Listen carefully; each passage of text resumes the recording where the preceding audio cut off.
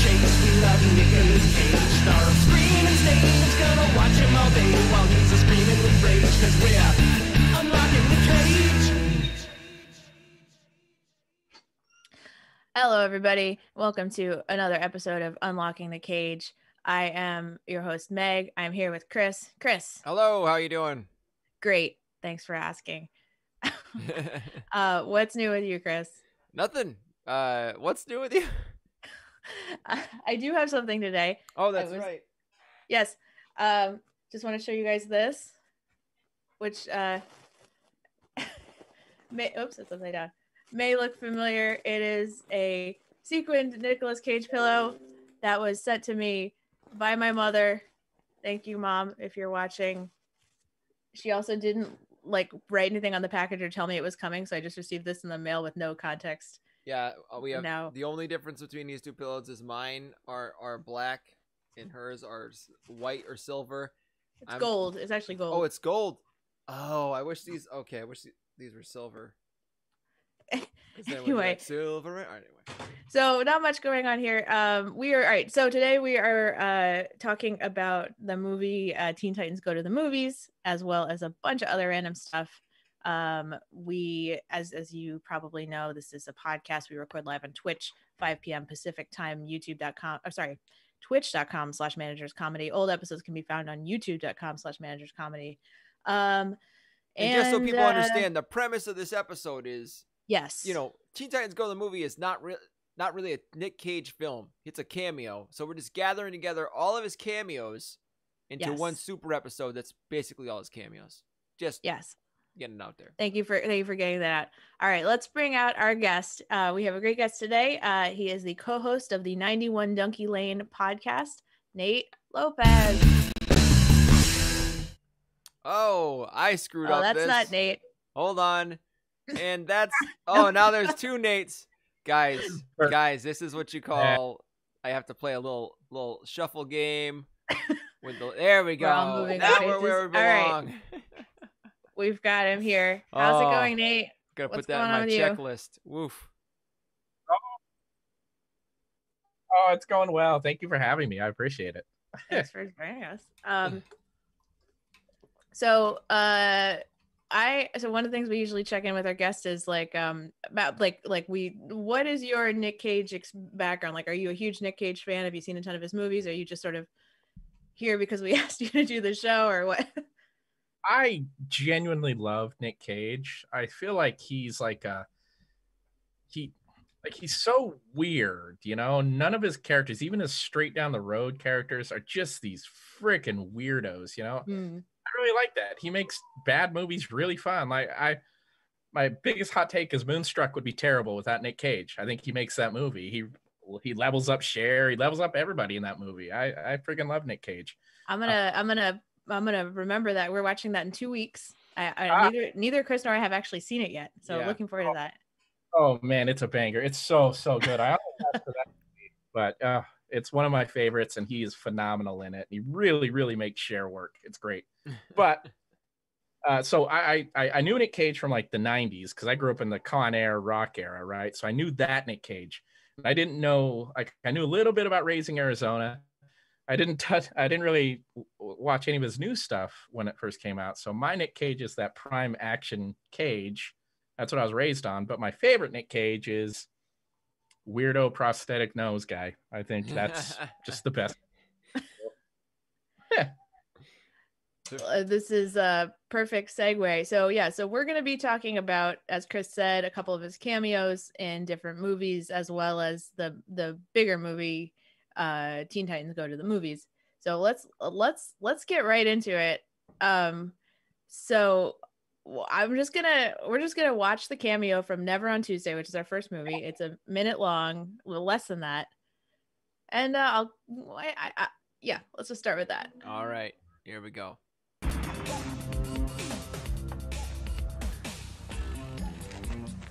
How you doing? Is anybody hurt? No, everybody's fine. I guess somebody left. No, man, that's all right. Got everything under control.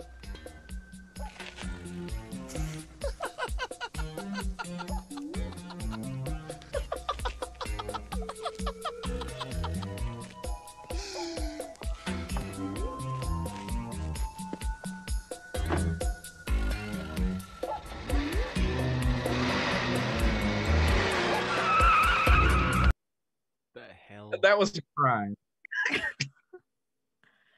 That I don't know what I just saw. What was that even? So let me give you a little quick background on the movie. I probably should have done before I did the clip.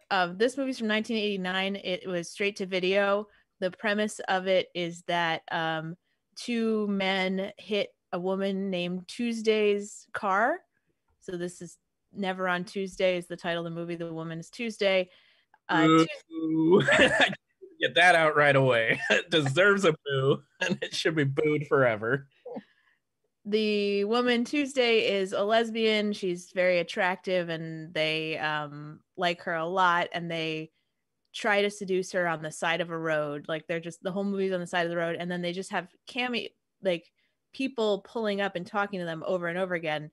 And so the people that they have pulling up are a lot of them are famous actors. So we have like Cary Elwes, I might be saying his name wrong, Emilio Estevez, Judd Nelson, Charlie Sheen, Gilbert Godfrey. This and movie that's the movie is ripe to be turned into an improv game. Like no, it is park bench. So like I watched that and I truly thought I was getting trolled. I didn't think that was a real thing. I just started reading as much as I could. Apparently Cary Elwes' brother, I think it is, wrote and directed it, and he started asking people he knew. And Nic Cage is like, yeah, I'll do it if I can wear a nose and a wig. He shows up with this nose, puts on a wig, does this voice, does 2 takes, then goes home. It's just the hard thing ever. And for the context in his career, this is so 1989 is right after Raising Arizona and Moonstruck. So right after he's, had his like first couple big hits. And then the same year as Vampire's Kiss, which is, basically one of the first movies where he just goes full weirdo. So it's right around the time that he's just like, what if I just, do everything super surreal? And this is just another example of him sort of finding his voice in that way. I talk a lot with my roommate. We have these dumb conversations, we've been in the same house for like 2 years now, but I feel like he's almost like an avant-garde style actor at this point. That's the weirdest choice. All of those choices are the worst choice you can make, and it doesn't work, and it's stupid. And it's in the movie, we're like, yeah, it's Nic Cage. We just accept it and move on. I don't know who else could get away with that. Maybe Bill Murray. And you sent us this. So I actually did watch this video you sent, Nate, which was called Deeper Dumb, I think. It was by Wisecrack. Oops, sorry, I didn't mean to actually play it. Yeah. Anyway, if you guys Google Nicolas Cage's acting, is it Deeper Dumb Wisecrack edition? There's this great video that really dug into a lot. Chris and I just watched it before the show. Yeah, that really summed him up. I was surprised that a YouTube like all this stuff we've kind of been getting to with going through all these movies, that really kind of explains so much about him. So I kind of have a lot more respect for him. I really do. Like people, like he's such a joke to our especially like our generations. He's really kind of this joke actor at this point. But yeah, like he's doing things in movies that you don't see. I think that's really impressive. I'd take $1 million to him over a Johnny Depp. He makes it interesting. I think. I don't know. I'm a big fan. I like Nic Cage. It's interesting to look at him and think it's all on purpose rather than he's just doing it because he's fucking up or he's shitty at acting. Or he's genuinely crazy himself, Yeah. It's like he's doing it all on purpose. So like there's some kind of reasoning behind it. It's like, all right, I don't know. Can there be reason when you went bankrupt because you bought too many castles? I don't know. That's true. He does have a lot of stuff in his personal life that makes it seem like he is a little bit unhinged. For sure. He's made some interesting financial choices, as we know. Yes, he has. I did want to share a little bit more about I found an interview with him about this cameo because I think maybe 2 years ago the cameo went viral. I think people hadn't looked at it in a while and they were like, whoa, okay, this is out there. But so basically the character was written as this like sleazy guy who had a Ferrari and wanted to hit on a girl and pick her up, right? And he was like, nah, I'm not going to do that. So he's like, he himself obviously was like, I want to give this guy, a long nose, like he said. His backstory is that he was bullied as a kid and called Pinocchio in the schoolyard. And his father felt bad for him. So that's where the Ferrari came from, because his dad bought him the Ferrari. And he's very lonely. So when he sees people on the side of the road, he just wants to see if they're okay. And at some point when they were filming it, he started screaming, Pinocchio, Pinocchio, like over and over again. But they cut it. This is reminding me of Castor Troy, because he was like, remember he came up with the backstory that he was a criminal because his dad made him wear a dress one time. Like, I'm wondering, like, how many of these backstories just go back to childhood, like people making fun of you as a child?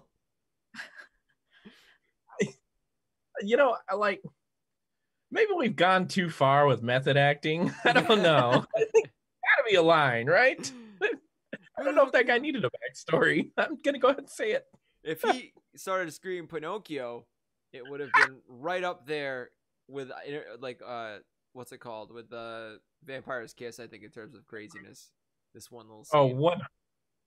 Yeah, I think if that clip we just watched, if it was in better definition, that would be more famous than the other clip. I think it's just too blurry for us. You can't get the film, digitize it, remaster it, re-release it. That'll have a renaissance. That friggin' movie. There we go. Come on, scientists. Let's go. Let's have it. I wonder if you can even watch that movie if you wanted to, if it's out there. I mean, the highest resolution on YouTube was the lowest resolution. Like, it was lower than VCR resolution. I don't even know what the hell that is. So I'm pretty sure that was taped right off a TV, because it was never released on VHS, is what I remember reading. So that was probably taped right off the screen. Oh my god! It must be a real shitty movie. I mean, I don't know. Let's see. I mean, the plot is captivating, you guys. It takes place on the side of the road. That's who wants to watch AAA movie? Give them credit for using their budget efficiently. 2 out of 5 stars. All right, here's a question for you, Meg. Did they know she was a lesbian the whole time, or is that the twist ending? That's a great question. I did not research the movie to that depth, but I feel like if they knew she was a lesbian the whole time yet continued to hit her on the side of the road, that'd be a very unwatchable movie. It'd be like kind of. Hey, it was 1989. That very well could have been that movie. Wait, isn't that kind of the plot of Chasing Amy? It's been a while since I've watched it. Well, she's not. She's kind of admits to be like kind of bi, not just gay. God, I think, right? I forget. I think so. Yeah. I think she's gay, but she likes to dabble in men, I think, is her the way she puts it. But I don't know. I was reading the synopsis of Never on Tuesday, and another game I like to play is, so was this movie written by a dude? And like, as soon as you get to lesbian, it's a dude. It's always a dude, right? It's always a dude. She's a hot lesbian, and she's stuck on the side of the road. Okay, thanks, guy. Yeah, it was written by Adam Rifkin, who has a lot of credits, but none of which I've ever heard of. No offense to him. So he's got a blog. He's got a lot of movie credits. That's Bikini Island, Bikini Squad, The Nut House, Psycho Cop 2. Psycho Cop 2. Man. Oh, I gotta Google this one. Okay, the movie is called Getting High. Okay. HAI. Getting HAI. What is that? Oh my goodness. Getting High. It's not even Googleable. I can't find anything on it. You know what drives me nuts about finding out stuff like this? I know I have to get up early in the morning tomorrow to go to my terrible job, and this guy, Adam Rifkin, is writing Bikini Squad 3. What a dick. Man, to be Adam Rifkin in the 80s, what a life. That would be a great movie just to watch, like Adam Rifkin in the 80s, and it's just like shitty. There's no happy ending, because it's like he just shitty movie idea, cocaine, and then it's the end of the movie. Like, why not watch it? That was terrible. Then Written it's by like- Adam Rifkin. Yeah, it's like, that explains it. Adam Rifkin. Where can I watch this movie? Nowhere. It's not available. But I got Nic Cage and Carrie Elwes' cousin in it, so Yeah. you know. I'm just wondering if okay, yeah, because I was looking at his most recent one. It's called Reality Show, or one of the most recent ones, a TV show called Reality Show that he also stars in. Wait, what? Called reality show? It's a TV show called Reality Show. Is it a reality show called reality show, or is it just a I think reality it's show? scripted. I think it's scripted, but is yeah, it's crazy. scripted. It's about a my guy God. who he's a reality show producer who puts a family under surveillance without their knowledge, but the family is boring, so the producer starts to meddle with them. Everything unravels in a big way with shocking consequences. So Scary Truman Show. I Oh. hope so. He directed Detroit Rock City and he wrote Small Soldiers. What? Oh, okay. All right, so he's had some movies that have gotten, and reality show I guess is on TV now. Oh no. I mean, Yeah. Detroit Rock's genuinely enjoyable. That's a fun movie. It's not smart, but it's fun. Oh man, he wrote the movie with Charlie Sheen, The Chase. Do you remember this movie? Is that with Christy Swanson? They're Yes. driving the Mexico. Yep. Oh my He goodness. wrote that film. Wow. I wonder if he's a right wing nut then, because Charlie Sheen and Christy Swanson are both like weirdos on the political spectrum, aren't they? I know Christy Swanson is. but- Really, Buffy? Really? Yeah, she's kind of crazy, man. Oh man, that I blows. remember. We have a comment from the audience that is the chase rules. Wait, is that Jenny? Hold on. No, Oh, it's Brendan. Brendan? If it's a deep cut movie comment, it's likely to be Brendan. Well, I figured it might have been Jenny because Jenny loved Gone in 60 Seconds. There's a car in that movie, so I don't know. That's true, yeah. Thank you to our audience for watching and I commenting. remember the end of The Chase is the best ending of a movie because it's just they flash forward to Charlie Sheen on a beach in Mexico with a big fake mustache on. He's like hiding from the law. I don't know. Him and that mustache was just hilarious. So bad. Wasn't it? I'm trying to remember. Was it a Hulk Hogan or was it the handlebar? I cannot, because I can picture both. I'm not sure what looking my it up. I'm gonna get a screen grab of this thing. Yeah, I do remember watching that movie, and I remember falling in love with Christy Swanson in that one. She was So- wonderful. Who is Christy? Is Christy Swanson the original Buffy? That's what you're saying? Yep, she's the original Buffy, and then The Chase. That's all I really know her from. I know she did more, but those are the only two things I cared about. Oh, she's very pretty. She's been in a lot of things. Was she in Mannequin 2? She was in Mannequin 2, Yes. not Mannequin 1. Yeah, a I had a terrible- huge crush on Christy Swanson. It's very disappointing to find out that she's crazy right-wing nut job. So that's not Yeah, cool. she posted weird stuff on Twitter like 4 or 5 years ago. It's so. Oh, okay. So You it know, might, what are you gonna do? okay. Yeah, I don't know what she is now. I'm sorry. I made it sound like she was a QAnon. I don't know. I know that like 4 or 5 years ago in the Obama years, she really didn't like Obama. She's very much her pinned tweet is a picture of her with Trump.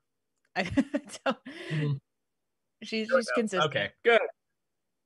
All right. Yeah. Let's go to the next movie.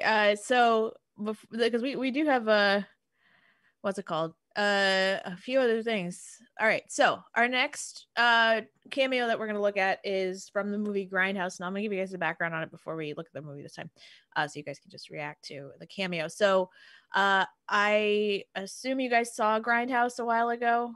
I know Chris did. Did you see that, Nate? Do you remember? I actually didn't see Death I have Proof seen it. though. I've only Oh, weird. I didn't see Planet Terror. I only just saw Planet Terror. That was it. Okay, so together we saw the full movie. Yeah. So this Both. I think that's the best way I can describe them is they're fine. Yeah, they were all right. They're not like So this was 2007. It was basically, so Grindhouse was Robert Rodriguez, I think, was the main guy running it. Yes. And so he basically, it was sort of a tribute to what's known as like Grindhouse movies, which were sort of in the 70s, like low budget horror movies. They played in Grindhouse theaters, and they had a very specific aesthetic, and so they sort of remade, or not remade, but sort of like I'm trying to explain that. This is not in my area of expertise, but like they help me out. It's like a Quentin Tarantino / Robert Rodriguez. Lots of stuff. People get killed, kind of stuff. Yep. Are we just gonna play it? Yeah, it's what happens. Let's just. What was that? Wait, great. Sorry, I have a quick technical question. Chris, are you hearing? Is Nate getting cut off for you occasionally? Yeah, I think Nate, if you have any kind of filter, noise filter on, I think it's catching you to what's the word? You know what I'm trying to say. It's like if Nate is saying something and then I say something, he goes silent immediately. So I just want to make sure we can get your voice. That's not good. Could be something to do with echo cancellation on Zoom. It could be. Well, they try and figure out that technical issue. I'm going to tell you guys about a great show that's coming on Friday. It's called Virtual Improv. It happens every Friday. We do, what's it called? Whose Line Style Improv with 6 people. Play different games every time. We make up fun commercials. Just have a good time. It's an hour long. It's chill. Fridays at 7 p.m. East Pacific, 10 p.m. Eastern, on the same channel you're watching this on now, at Managers Comedy on Twitch. So, how's it going over there with the audio issue? Now I hear no one. Trying to figure.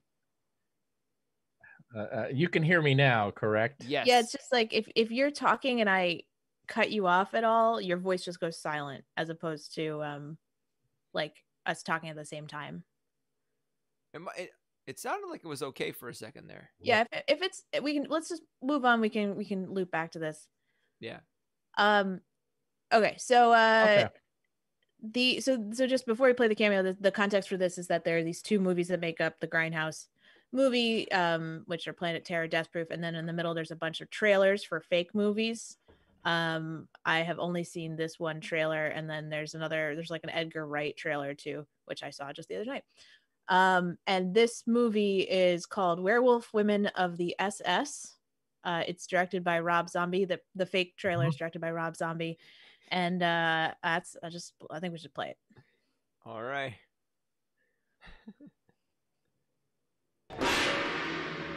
And Nicolas Cage as Fu Manchu. I wanted cinnabar. Cinnabar! To my liking! This is my vision!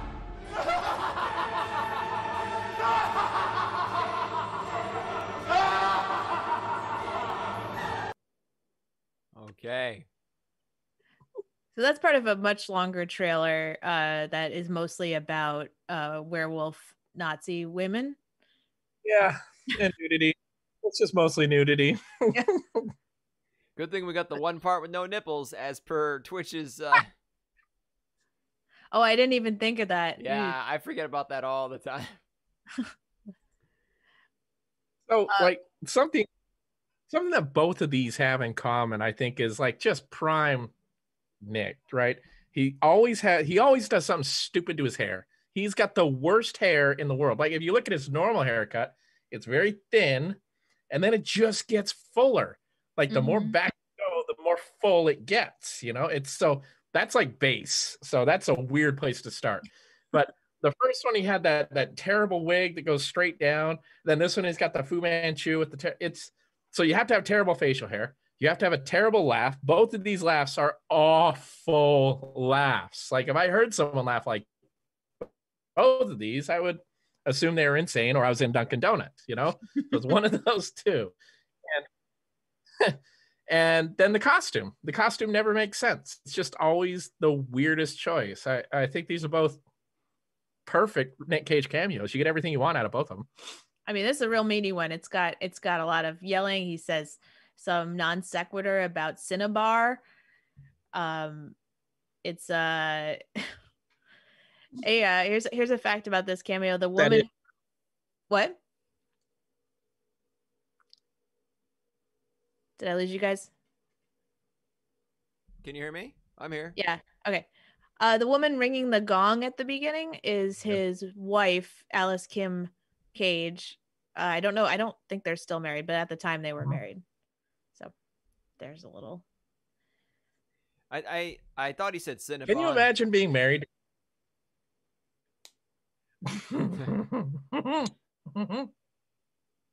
I prefer Auntie Annie's, but you know, maybe I'm old school. So what were you saying? You were saying something? So yeah.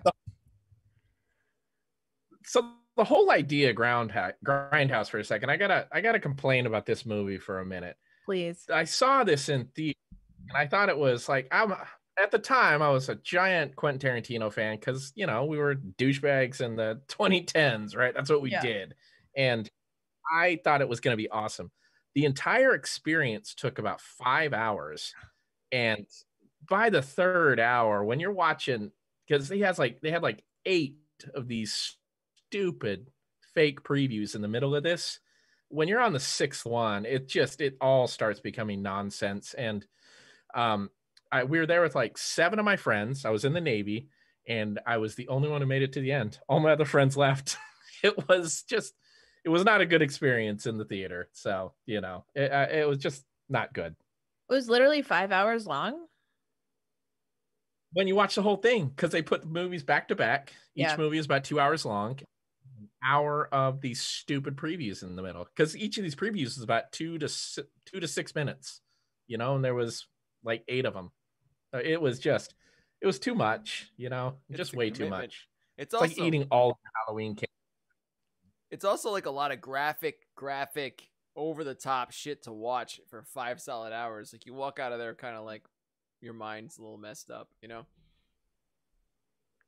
Yeah, I don't know. So I remember my memory of Death Proof was that it was like kind of a fun concept. Like there was some pretty graphic violence in it, but I remember the whole like, you know, group of stunt women getting revenge on a guy in the stunt car thing. Like I thought that was actually kind of fun.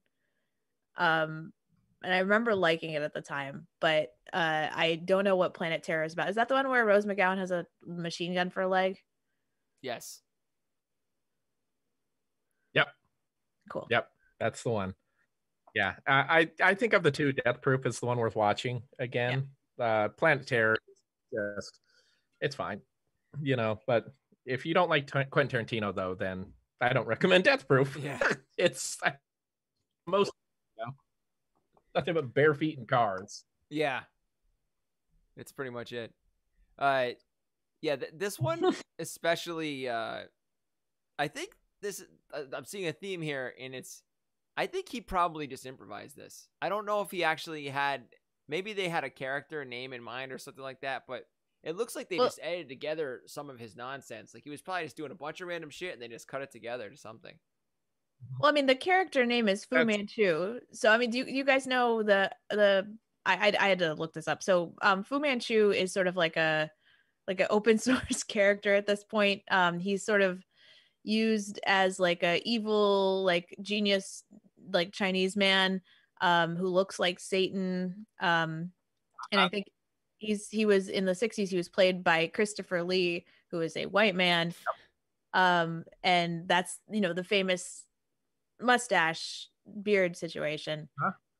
So like he's sort of like I feel like in the character has been used in the past as sort of like a proxy for people being afraid of like Asian people, basically. Like that's sort of the history of that. So I think the character was certainly predefined, and like the choice to make him played by Nicolas Cage was certainly on purpose. Are you sure? And, like my first thought was like, this is very racist, and then I was like, oh no, this is racist on purpose, I think. Are you sure he didn't say Cinnabon and not Cinnabar? Like, you sure it wasn't? I like, maybe he just came in there and he was just like, all right, let him go. And then they just cut whatever they could together. It was just him laughing and him talking about Cinnabon. I don't know. When he was just yelling at a PA. Yeah, he was like, I told you I wanted Cinnabon. And that's what it sounded like to me. I don't know. Hey, I forgot that you were in the Navy. And yeah, dude. Now I'm I like, was on dude, like, I wish you were around when I mean, maybe it'd probably be a bad thing if you were around. I don't know. For USS Indianapolis, Men of Courage. Because that was... And because you were like specifically were on submarines, right? Am I remembering that right? Yes, I was. I was on the Los Angeles out of Pearl Harbor. Yeah. So we definitely should have had your take on that movie. But then you would have had to watch it. Military Nic Cage to me is just like Nic Cage has these two switches, right? He's either on or he's off, and like we get that in the cameos because he is so off in Teen Titans Go compared to everything else, right? But the military Nic Cage it's a special kind of like, he's always right, okay, you know, he's like always straight and narrow. He's always the best guy in the room, but he's also perpetually angry, right? It's just, he makes the weirdest choices when he's in the military. I love it. I just love Nick. I'm gonna keep saying this. I love Nic Cage. Just gonna. I think I might have figured out what's going on. I think there's like a slight delay between us and Nate. That might be it. Hold on. All right, Nate. Let's try to count down from 3 together. Okay. Oh yeah. You know what? I'm watching down in that corner. Could it be? Yeah. I think I am delayed. That's so weird, huh? Could it be a clipping thing, Chris? No. I think there's a big time delay. That's all. But do you think there's a clipping thing as well? Maybe. I think probably if there is a clipping thing, it's maybe some kind of a noise filter that's. I mean, I had him turn his mic down too low, perhaps, and it's cutting out lower sound. Right. Anyway, let's try and edit this stuff out. Let's go to the next one. You guys have any other thoughts on Fu Manchu, Nic Cage, Grindhouse, all that shit? Unnecessary. Yeah, it's. I do enjoy that, like, a choice was made and it was doubled down on, and so this is, I mean, I think it's interesting. It's going to be interesting to talk about these two cameos versus our movie that we're talking about, Teen Titans Go to the Movies, where Nic Cage is pretty subdued in his vocal performance. I would say, like, you're not looking like you could easily watch this movie and be like, not even notice that it's him, right?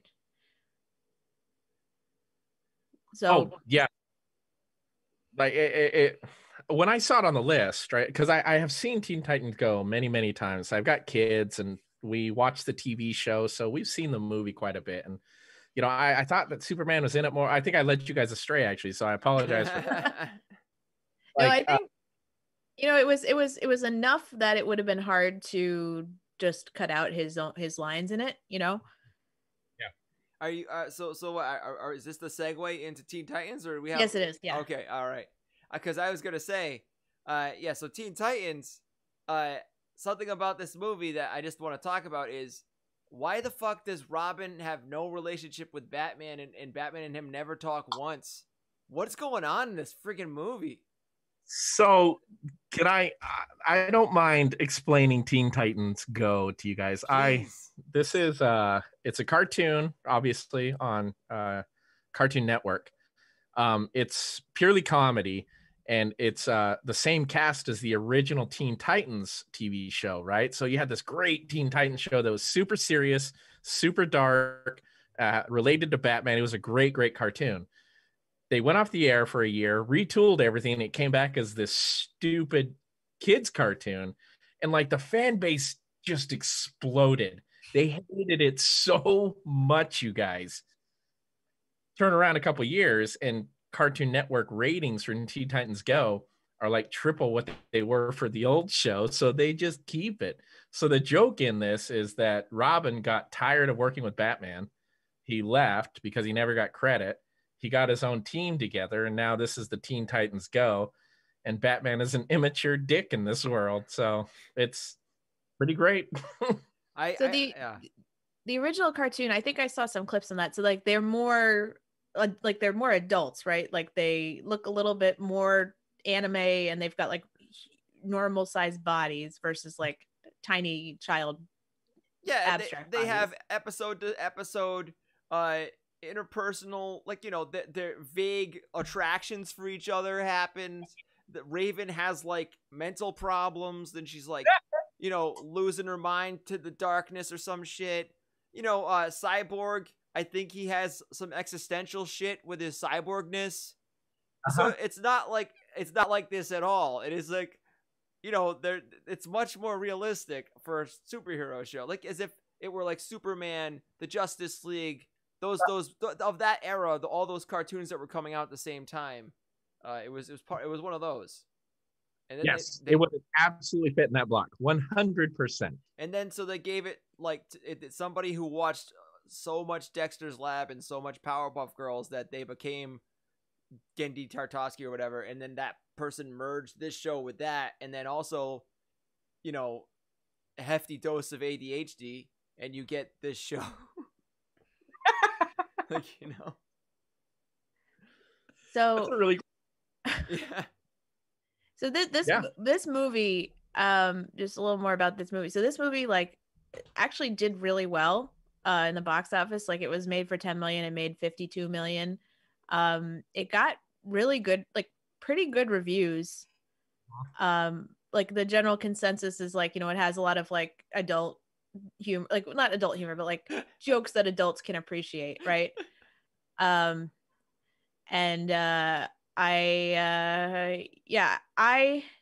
just gonna say, Nate, I apologize. Like I had a lot of trouble with this one. Like I didn't hate the story. I didn't hate the voice actors. I didn't hate the jokes. I thought they were funny. I just visually could not physically watch this. So I was sort of like looking down, like I was just like taking a lot of brain breaks. Yeah. It's ugly. It's an ugly cartoon. Like the character in the city, it's ugly. It's not even ugly. It's just for me, at least, it's just so bright, so many flashing lights, so much going on. It was like I literally just had a lot of trouble, like my brain processing it. Like I think it's left over from like a concussion I got 3 years ago. So what did you guys think of it? I know, I mean, Nate, I know you'd seen it before. So like, what was your take on it rewatching the movie in general? No. I think for me, without spoiling a pretty great part, do we spoil the movies in this? Yes, please go ahead. Spoil away. I think having Robin push Batman's parents into Crime Alley was... It's funny. That made me laugh harder than almost any movie ever has. The first time I saw that, I had to pause. It was so funny when he goes back and like they have to re-blow up Krypton. They have to kill Batman's parents. That's such a stupid nonsense sequence. And I don't know, like any movie that makes me laugh that hard, I think it's a winner to me. This movie does not have causality past one step in any direction, and nothing they do has any real cause for it, and nothing they do actually causes anything else to happen. So like when he stops Batman's, you know, parents are being murdered, that should have stopped him from being Robin, but it didn't. He was still Robin even though there was no Batman. Which made no fucking sense, but this movie, you know, I'm really, come on, I shouldn't really be putting this kind of microscope to this film. My favorite part, they were drowning Aquaman. How does that happen? I don't understand how Aquaman was getting hurt with a little plastic thing. None of that made sense either. The part that I was like, God damn it, was when they all took successive shits in the set toilet. And I'm like, what are they dropping logs? Because there's no way to flush it. On top of other logs, just piling the logs up. They see a shit in the toilet. They just take another shit on it.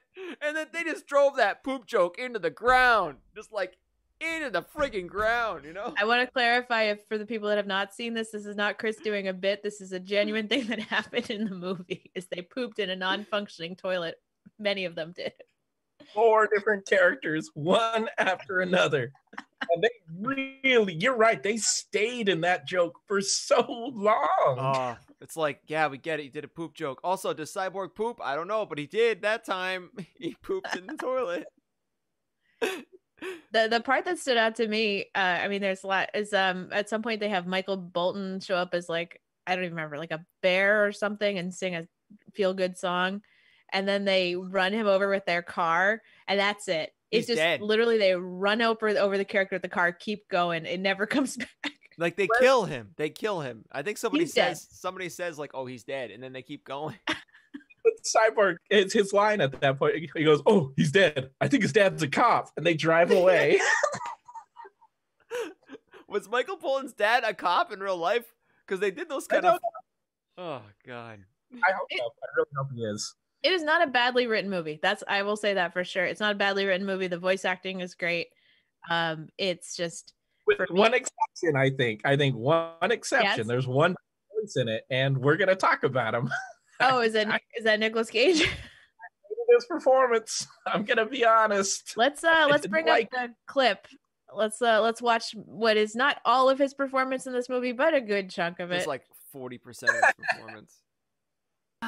It's always been my dream to have my. Oh, I've edited this way down, by the way. Okay. To get more Nic Cage, so there's less Titans, more Cage. So if it's choppy, it's not the movie. Yeah. My own movie. Well, it is important to have dreams, I guess. What do you mean by that? Well, you know, they only make movies about real heroes. You guys are goofsters. You know, with the farts. Always cracking your jokes. You mean people think we're jokes? Why do you think there's never been a movie made about you? Well, has there been a movie about you? So many, and more to come. It took a while, but yeah, I have my own now. There was a Green Lantern movie, but we don't talk about that. Problem is, you guys are never actually doing anything heroic. Man, please, that ain't true. What about that time we discovered that sweet diner? That wasn't even a crime, and you didn't save anything. Titans, if you keep playing the fool, you'll never be seen as real heroes, only as jokes. Got him! Somebody save me. Anyway, we gotta get going. Ta-ta! What a flat and uninspired performance. Right? His son is named Kal-El, you guys. He named his son Kal-El Cage. I don't understand how he turns in that performance. I was shocked when I heard that, you know. Well, this second time. I ignored it the first time because I didn't know that was Nic Cage, you know? Yeah. Looking at the animation, I wonder if the person who did Fairly Odd Parents had something to do with this one, because the characters do look a lot the same, unless it's just an influence kind of thing. But yeah, this is hand drawn, by the way. Oh, it is? Yes. That's cool. If you look in the background, the city in the back is actually, it can be kind of cool sometimes. The way the scenery is back there. That makes me feel a lot better about this movie that's hand drawn. You know what else too? If you look at it through the lens of when that first opening thing when Daffy Duck comes out, it is kind of just silly like a Looney Tunes cartoon. It's not like meant to be, you know. Yeah, we're not the target audience, you know. Yeah. I think we should give it. It definitely gets credit. I mean, what do your kids think of the movie?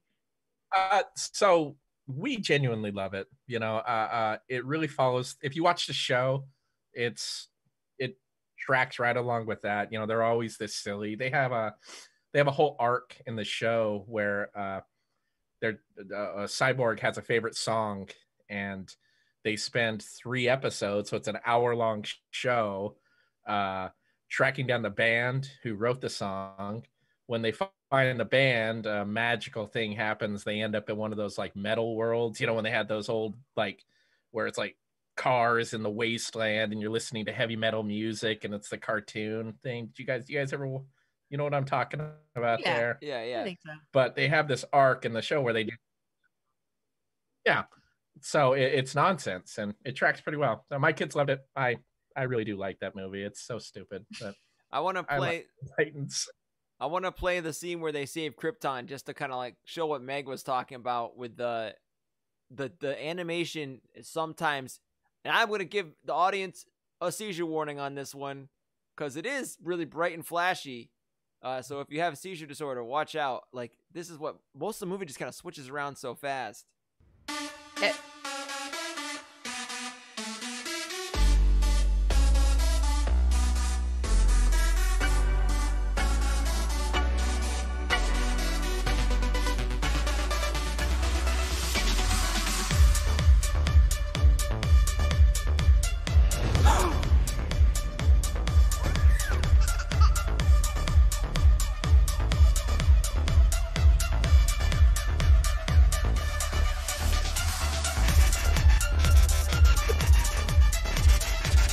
I mean, it's not fun. It's fun.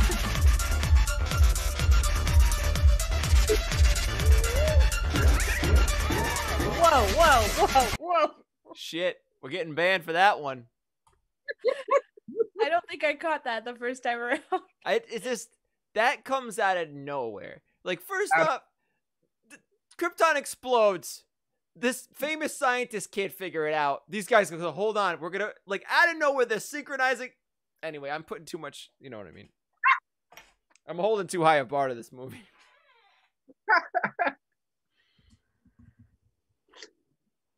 Yeah, it's... Go ahead. No. I do like how... I think they kind of, like, they bring it up. There's a lot of references to how bad DC movies are in this movie. Mm-hmm. And I really enjoy the fact that they're like, hey, we're gonna do whatever we want because, you know, it's the Zack Snyder verse. You got to have some fun in this universe. And I really enjoy how much they pick on their own, the whole DC thing. Plus, I mean, calling the main bad guy Deadpool every time they talk to him was so funny. That is so funny, especially if you know the whole story and the, like, behind Slade and Deadpool. It's just so damn funny that I really enjoy it. Wait, is there like a story behind that, or like they like the same character? Marvel ripped him right off. Just ripped him off. So Slade, if you notice, like, Deadpool's name is Wade Wilson. You know, Slade. It's a complete rip off of the character. Like, the guy who wrote it at DC got mad at DC, went to Marvel, and they just ripped him off, named him Deadpool. So it's like he's not an original character in the slightest. That's funny. Wait, and Slade's got a different name though. Also, it's Deathstroke, right? Yes, Deathstroke. Yep, his name is Deadpool. Very similar. Oh, swimming stroke. Oh no, it's so fucked up. Pool. That's crazy. Isn't it amazing? Like, his name's Slade Wilson, Jade Wilson, Wade Wilson. I love it. I love how petty comic book writers are. It's the greatest. There was a lot of stuff that was funny about this movie because this movie feels like a movie for very little kids. But then they throw in things that are like way too, like, open face nods to, like, you know, these very little kids have probably seen Deadpool, which is reality, right? Little kids end up seeing these, like, things they're not supposed to see. So they're like, yeah, we'll reference Deadpool, even though it's, like, not a kid's movie at all. It's an R-rated film. Like, so it's weird, but it's reality. What they have to realize, I mean, I appreciate it because I have to sit through all these cartoons, right? You know, and I like it when they're actually, you know, when they're fun, when they try to entertain an adult. You know, there's some out there like the Croods. You couldn't get me to watch that movie for $1 million. Oh, we're gonna watch it. We're gonna get somebody to watch that movie. The Croods. It's fine. It's a good movie, right? But I'd never rewatch. You know, Nicolas Cage is in it, right? Yeah. There's 3 of them now too. So oof. Yeah, I don't know. I think that's why I do appreciate Teen Titans, because yes, they start with a fart joke. I mean, it's too long, right? If you are into bathroom humor, don't watch this movie. This is the only movie I've ever seen to somebody like stick on a fart joke, double down, triple down for an extended period of time. That's twice they do that in the movie. It's just, God. They also repeat the same song twice, same lyrics and everything, which is like interesting choice. Yeah. It really feels like it was written by 3 comedians who wrote one draft, did one pass over, said, it's good, it's funny, this is a good movie, then like took no notes. Yeah. Just And one guy was like, hey, I'm gonna go punch this up. Let me just add some shit. Oh no, I took a shit in the set toilet. Oh no, I did it too. Like that's all. You know, they're sitting there smoking weed. It's 4 a.m. They're eating Cheetos and they're all killing each other. And then Raven shits on the shit. Seth Rogen wrote this film. It's very possible. So specifically the Nicolas Cage performance in this, like, feels like we're all kind of like, it's a little flat. It's you know, I mean, it's he says ta-ta in a funny way. That's about all I remember about it. He calls them jokesters. Yeah, Goose, a couple goosters. Yeah, it's fine. I don't know. Fine. It felt like he recorded it in like 10 minutes and left. So let's pivot over to the history of Nic Cage playing Superman, because part of the interesting thing behind this movie, outside of the context of, you know, the Teen Titans franchise, is just the context of Nic Cage's career. So Nic Cage is obviously obsessed with Superman. As Nate said, his son is named Kal-El. He's a big comic book nerd. He has wanted to play Superman for so long. This is the first time he plays Superman. I'm pretty sure Nic Cage is one of the world's only owners of a mint like Action Comics #1. Whoa. I think he's one of the few people that has one of those mint condition too. Damn. I absolutely believe that. That's why he declared bankruptcy 10 times. So that and the octopus. Yeah, that's true. I'm not making that up. There's an octopus, and there's shrunken heads too. There's a lot of stuff. So all right, so the Nic Cage Superman story. Obviously, he's been really into this for a while. The first time, so there's basically the backstory to this is there's this movie called Superman Lives, which didn't happen, which was going to be a Kevin Smith, Tim Burton, Nicolas Cage Superman movie. The main thing that most people know about this movie is this photo. I don't know, Chris, if you can pull that photo up. Yep. This photo of Nic Cage in the Superman costume. And can you zoom in at all? Enhance. Zoom enhance. I get the room. I just get the room feel from this. And so it has kind of a bad rap because it looks ridiculous. I mean, it looks to me like someone duct taped the logo on in red. The wig is bad. Like this looks like a weird Halloween mugshot, you know? Like this is the wrong end of something terrible. And the neckline, like what is going on with this? But it's not real. It's flesh tone latex or something. It's not even like his actual skin. So what's that all about? Somebody wanted some like cleavage on the Superman costume. They thought that's what was missing. Man cleavage. Man cleave. And there was a story, I don't know, Chris, if you remember this. So we watched a little bit of the documentary, The Death of Superman Lives, which is kind of a behind the scenes story about it. Yeah. Who was the story about like the guy who had that picture in his wallet? Yeah. Remember that, Chris? The guy who was working on another, I think Justice League, and I don't remember who it was, but he had a binder he would keep, and in the binder was this picture. And he would every time somebody would talk about Tim Burton, I think is what it was, talking about, you know, like Batman and stuff like that, he'd be like, this is what they would have made. He holds up the picture to say like, oh, this is what would have happened. We're not making that movie. So yeah. And the photo, I think, gets a bad rap because it's a bad photo. It's clearly from a costume fitting. There's a lot more footage. I don't know, Chris, if you can bring that up on the main viewer. A lot more footage of him in the different Superman costumes that I think shows that it was pretty well thought out, and it probably would have looked well. Okay, that looks ridiculous. This is like this was gonna be when he was in the birthing chamber or something. Like, you know, they had different stages. Like there was a light up suit where he's supposed to be in some kind of birthing chamber. I don't know. And now he's it was gonna be cool. Well, Major Loki vibes for me.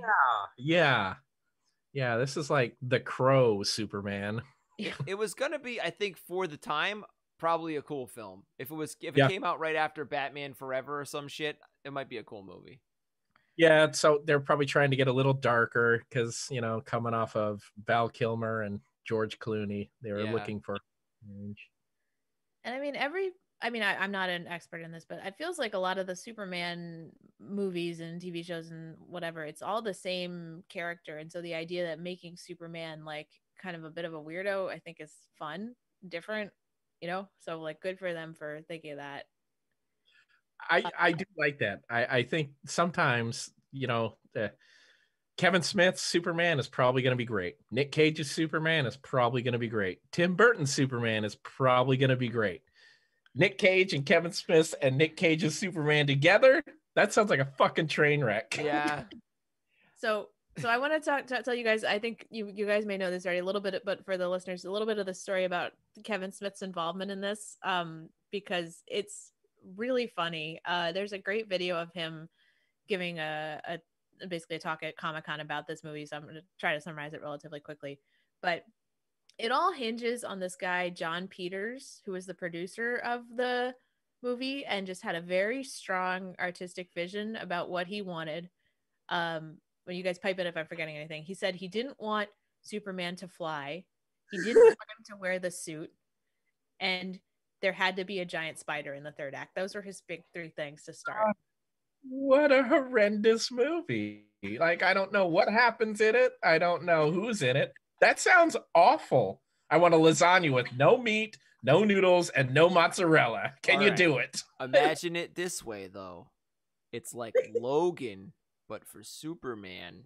That could be cool. See, that's exactly what he's describing. Doesn't wear the suit, doesn't fly. I mean, Logan never fly, but he's not Wolverine in that movie. He's just an old man. I would kind of watch that movie.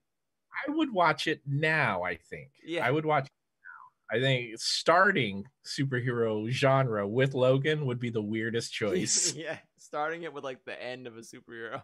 Like old man Superman. Wait, no, that is a thing though. Hold on, I had to look this up because I couldn't remember the name of it.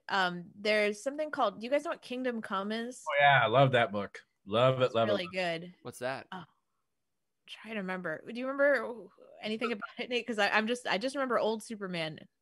So it's a comic that takes place. It's an alternate universe comic, so it's not in the main canon, even though some of the characters have been pulled over. But it's in the future, Superman, like basically all the old guard have all retired, and you have all these new superheroes that are in who, because metahumans have started reproducing, there's way more heroes than there are crimes now. So all they do is fight each other, and they're destroying the world while they fight each other.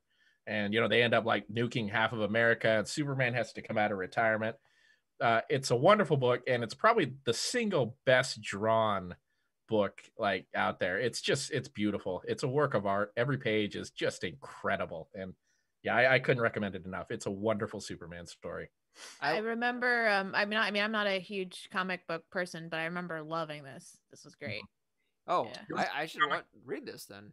I think you love it, Chris, if you haven't seen it already. The only old Superman I've ever seen was in Batman Beyond. Do you remember when old Superman shows up in Batman Beyond and just starts wrecking people? That was cool.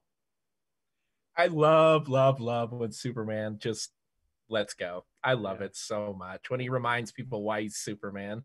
When he becomes the Homelander, basically. He goes full Homelander on people. They're like, oh, Superman, don't fuck with him. So we have this is like the starting point for those 3 things, right? And so basically, so Kevin Smith is working with this guy John Peters, who is interviewed in the documentary Chris and I watched, and just seems like a real character, and not in a good, like, he seems like a pain in the ass. He seems like his house would have lots of interesting stuff, and he would like really waste a lot of your day telling you the history of stuff, and I don't know, just like our old landlord. Yeah. Listening to the story, I pictured him as a Bill Hader character the whole time. I just picture Bill Hader in character doing John Peters, and that's kind of you nailed it. He looks a little like Richard Lewis, like a younger Richard Lewis, like that kind of vibe. Big poofy hair. He used to, so they say this over and over again. Every story about him has this, is that he was Barbra Streisand's hairdresser, and then he just became a movie producer. Bill Hader is Barbra Streisand's hairdresser turned movie producer. Yes. Reminder: we do have to get up tomorrow for a crappy job. So. Oh yeah.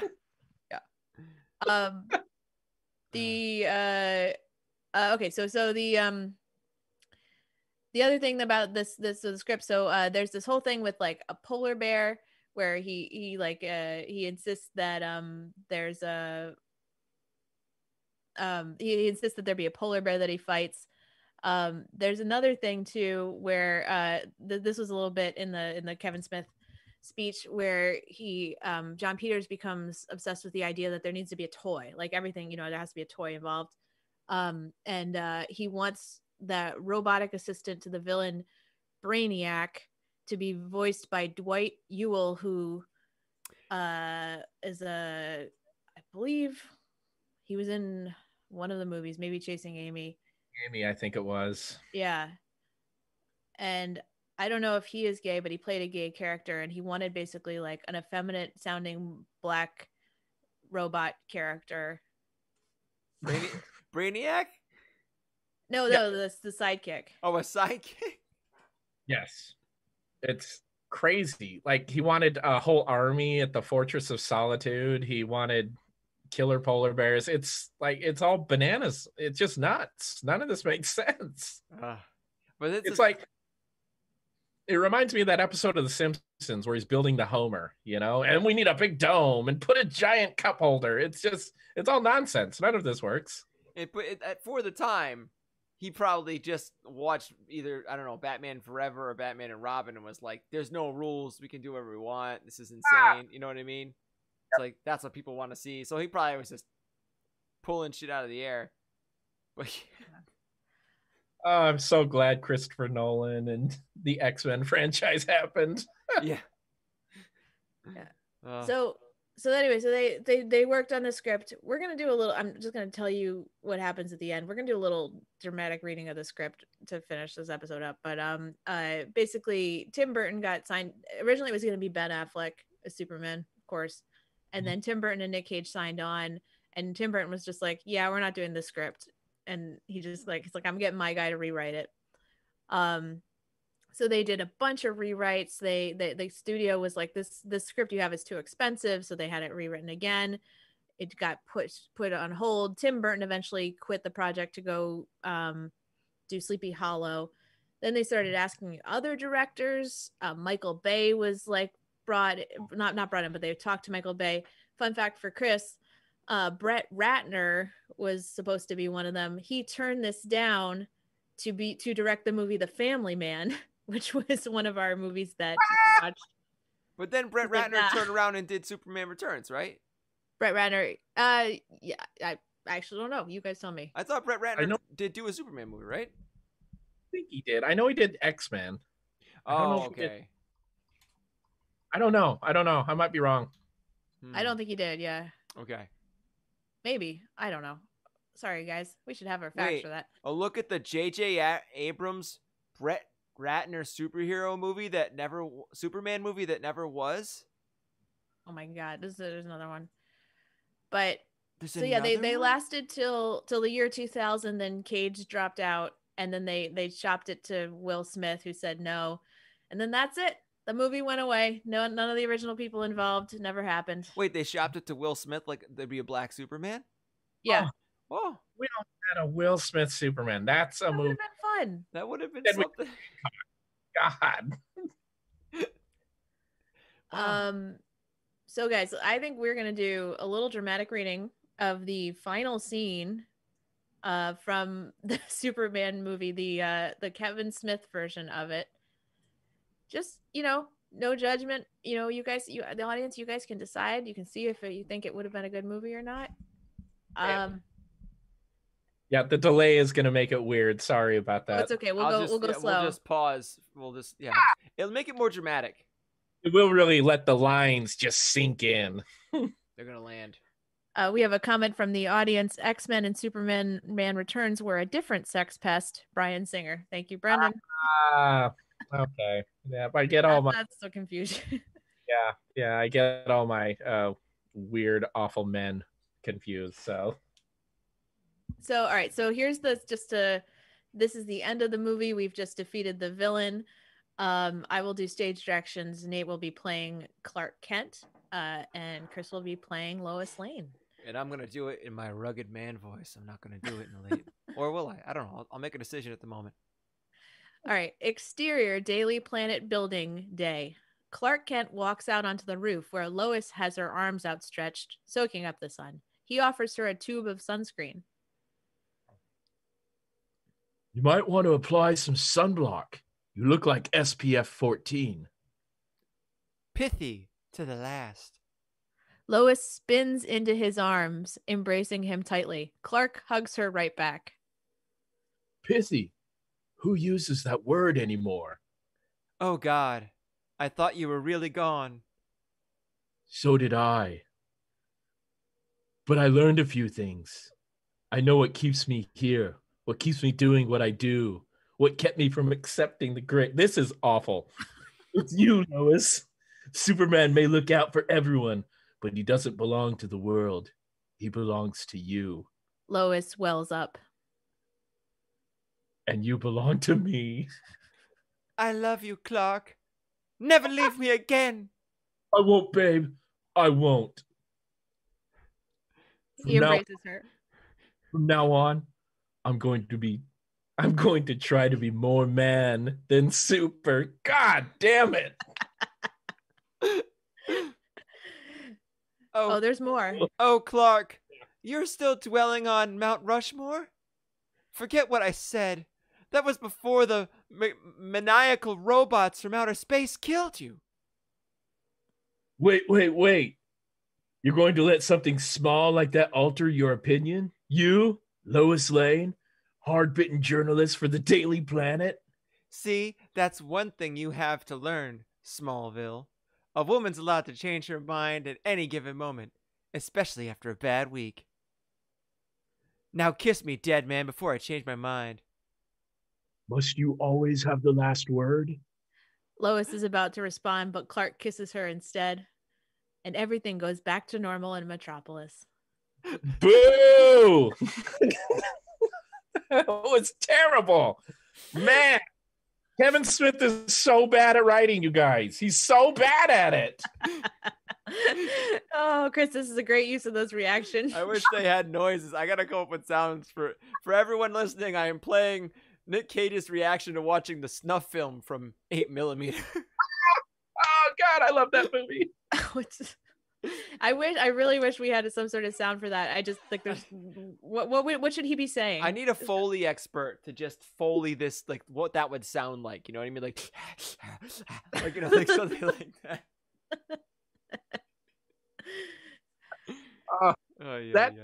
That scene we just read, I can't believe that's a professional screenwriter. That was if I got that in a sketch class, I would send it back to the student and be like, no, write something better.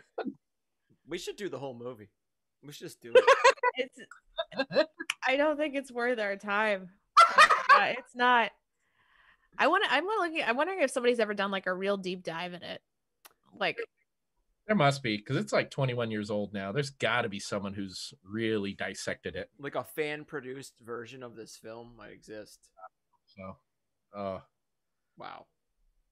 I'll bet you there's a subreddit. Yeah. It could be like when those kids made the shot-for-shot, like they make shot-for-shot remakes of films.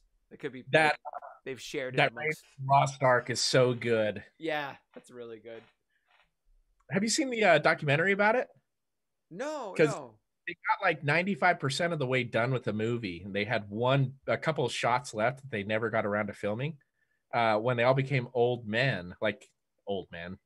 middle-aged men, they got back together and finished the movie. It's on Amazon. It's free to watch. It's a little long, but it's definitely worth watching. It's a cool story. Well, that'll be the next podcast, Raiders of the Lost podcast, where we recreate the recreation of Raiders of the Lost Ark, shot for shot, from Zoom, without being together. I would actually subscribe to that. Just so. Recreators of Raiders of. Never mind. I got nothing. Let's Chris, let's pivot over to bingo. We're gonna do a quick little check-in with our bingo board. Let's look at that bingo card. Also, I'm just gonna play this animation because I love it.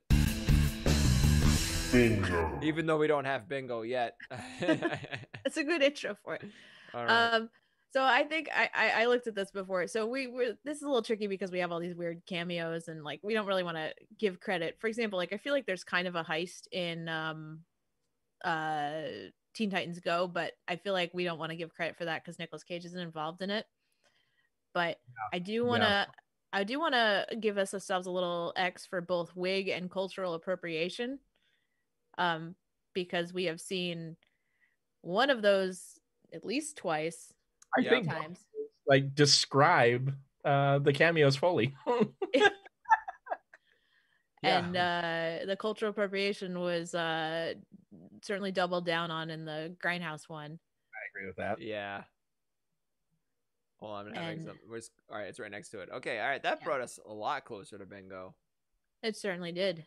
Once again, if we had watched Vampire's Kiss after this one, bingo, instant bingo, twice. We would have gotten a 4. Yeah, that's true.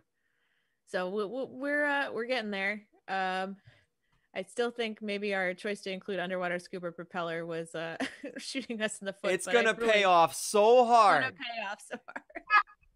When it comes back, we're gonna friggin' scream and jump, and it's gonna be like, we're gonna be so excited. All right, so Nate, tell us a little bit about your podcast. Anything else going on that you want to promote? Yeah. So my roommate and I, we have a couple shows. We do 91 Donkey Lane. It's a fully improvised, magical podcast where we play two heightened versions of ourselves. We're kind of idiotic, and we live in an apartment that is magical. And we just explore the minutia of that world. So, for example, we had on one episode, we had a ghost hunter who was sexually attracted to ghosts, and we just talked to him for a while. And another one, we had a little toy that had come to life. So it's a fun, dumb podcast. You can find it everywhere you can find podcasts. It's really short. It's only 20 minutes. So it's a good one for a little drive to the store. And then on Mondays here on Twitch TV, we stream Poof, the Magical Game Show. It's a game show that's not a game show, and nothing matters, and it's really fun. And that's twitchtv.2MB Studios? 2MB, yes. I'm sorry. Awesome. That's very great. Cool. And you said what, Monday, 9 p.m.? Monday at 8 p.m. Eastern. 8 p.m. Eastern. Cool. Very cool. Yep. All right. Let's check that out. Yeah. Oh, it's so yeah. And we've got another show next week. This will be interesting. So our guest is D. Heller. He's going to be doing Season of the Witch. I'm very excited to have him because he has seen every Nicolas Cage movie already. However, I hope, ID, this is not oversharing too much about your personal life, but he just sent me an email. He thinks his wife may be giving birth between now and our recording. So So it's gonna be really sad. He's gonna have to miss the birth of his child, but those are the breaks. If you have appointments, you have appointments. Yeah, I mean, Nic Cage would never break commitment. So we may or may not have him on this show next week. We will post something either way to promo it. But we will be back next week, and we will have ID on eventually anyway, because we want to pick his brain about all his thoughts about having accomplished the mission that we are already seeking to do ourselves. All right. And that's it. That's our show. Thank you so much, Nate. It was great having you. Appreciate you being willing to go through this like weird format and dig into all these weird cameos and stuff. So I loved it. This is super fun. You guys have a great show, and I really like the project. Honestly, I think this is great. We're slowly driving ourselves insane. Yeah. Once COVID's over, I don't know. Once I can go outside again, I don't know if this will be on my priority list. 18th movie. 18. Anyway. Once you're a slug, Wicker Man, that's it for me. Yeah. we will see you guys all next week. Have a good one, week, everyone. everybody. Bye-bye. Bye.